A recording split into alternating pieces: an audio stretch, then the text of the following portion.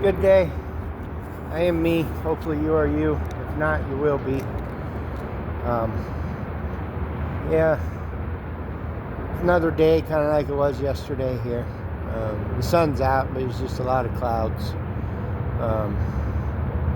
Still nice. Still a beautiful day. But yeah, so he wants me to talk about prayer. When you start, it doesn't matter. Just start talking to him. But the only thing I'm gonna say is, most people, when they start out praying, because I did this myself, you're praying for yourself, and pretty much only for yourself and your wants, your needs, your desires. And I'm not saying that you can't ask him for those things, but the reason why you don't really get all those things is because you're being selfish, and you need to be more selfless. And then when you are, you'll start to notice the more selfless that you pray, and praying for everything else and everybody else, and that your wants, your desires, your needs, well, your needs are being met anyway. I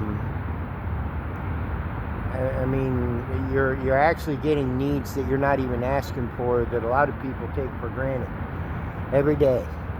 Like, you woke up, you're breathing, you can talk, you can think, you can see, you can hear. If you're able to go places, however that is, if it's whether you're walking or in a vehicle, or if you got a roof over your head, if you had something to eat, if you're with somebody, if they woke up today, if you got kids, they woke up today, everything they got, if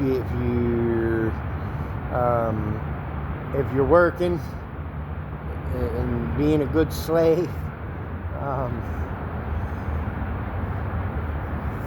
you got a job, you chose the job, so you're getting a paycheck, you chose to work for whatever the pay is. Just so much stuff that you take for granted, you know what I mean? So you got a bed to sleep in, or some people don't, so I always remember, there's always somebody that has less than you that wish they had what you have, and all you're doing is wishing that you have what somebody else has, because you think they got it better than you, or they got more than you, or but there's a reason why you're not getting to that stage, or that level, or to the next step. But yeah, so to pray is to start out, just start talking to him. Just pour out your feelings to him, because even though he already knows, he still wants to hear you say it. There's just something about that. I don't quite know the revelation on it, but yeah, even though he already knows your situation, where you're at, how you feel, what your day-to-day is going like, he still wants you to hear, or he still wants you to tell him, so he hears it from your mouth, your voice. Because it's he just gave me, it's about you opening up to him. It kind of ties into the you have not because you ask not, in a sense, but are you asking for the right things? Most people are just asking for selfish, self-gratification motive ask when they're asking for prayers, because they don't have a car, and they just want a car, or they're broke and they want millions of dollars, or whatever it is. And I'm not saying that the things you're asking for isn't justifiable. So don't get that wrong. But you got to get yourself to a place to where because he wants to give you all those things. But kind of like I was talking yesterday, he don't want to give you the thing you're asking for if you're not ready to handle it, because you'll mishandle it and just drop the bag and lose it, and then it was all for nothing. So he's trying to get you to get yourself to grow. So you got to do a lot of self-reflection. Feel the feelings that you're dealing with, and think about the things that you've been through, and really contemplate and why it happened and what's the lesson in the things. And but yeah, I mean, the first thing in prayer really is you should just be giving thanks for everything that you can think of. And I promise you, if you actually sit down and think about it, you can think of more things than you actually give yourself credit for. You would really be surprised how many things that you can say that you're thankful for. I mean, even just down to the smallest thing. Like I said, if you got your mind, and you can talk, you can see, you can hear, you can taste, you can touch, you can smell. I mean, just so many things. If you have a pair of clothes to wear, if you got something to eat today, you got a bottle of water to drink, just anything. You have somebody to talk to, or you always have somebody to talk to in Him. It's just not the way the body is trying to convince your mind that it has to be a physical being in front of you to talk to somebody.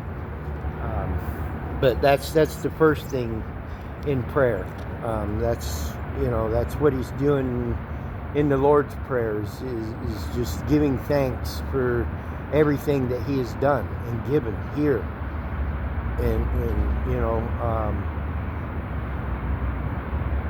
But yeah, so, and then you need to, I guess I could throw forgiveness in with this, because forgiveness is part of prayer that needs to be done. But how forgiveness works, it's not somebody did something wrong to you and you still want to be friends with them, or they want you to still be their friend and accept them, so they ask for forgiveness. I'm not saying that somebody can't ask for forgiveness, because you can, but that doesn't mean you have to forgive them, but you should.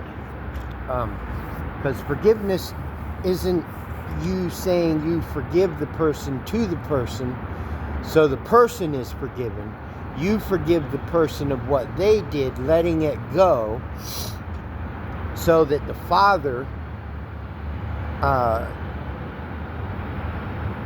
can deal out the karma in which He sees fit for that person. So in other words, you're not seeking your own personal vengeance or vindication, maliciousness, or whatever selfish intent of trying to get even. That's not how forgiveness works. And then when you do this, now the Father can forgive you of those same things that you did to other people. Because because from my experience, most of the time when you did something wrong to somebody, or somebody did something wrong to you, chances are you did that very same thing to somebody else. And that's why that lesson came to you. That's what that's about. That's how that works. That's why you receive that. That's part of karma.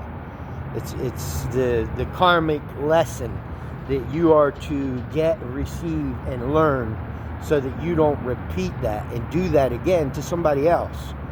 whether or not it's the person that did it to you, because it's not a tit for tat. It's not eye for eye, tooth for tooth.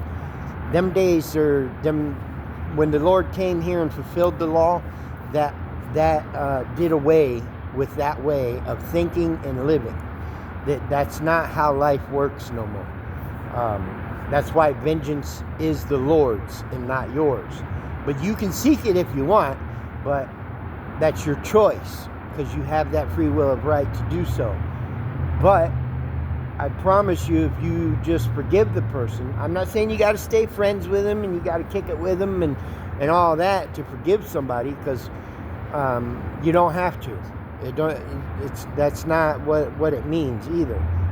But you need to let it go so he can deal with that person, because he can deal with that person in a much better way than you ever could think about doing.